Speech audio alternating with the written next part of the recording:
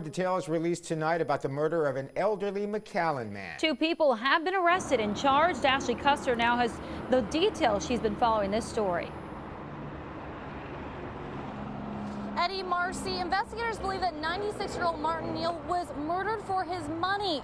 In fact, they add that it was a disagreement with one of the suspects over Neal's will that may have sealed his fate.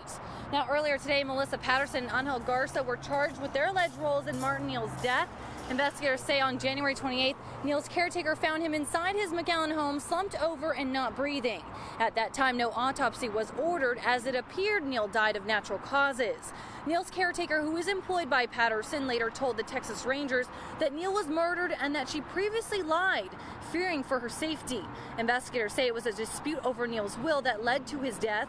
The criminal complaint states that Patterson barged into Neal's residence on January 28th, and the caretaker heard Neal tell Patterson, quote, "You know what, young lady, I want my will," end quote, and told investigators Patterson told her to go outside and that she witnessed a man she knew as Mario put on medical gloves and walk into the home.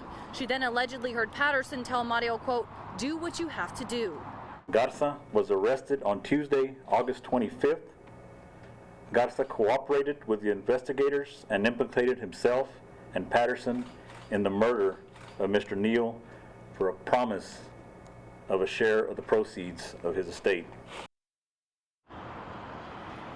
Patterson has now been charged with capital murder and Garza with murder. Right now, both are jailed on $1 million bond.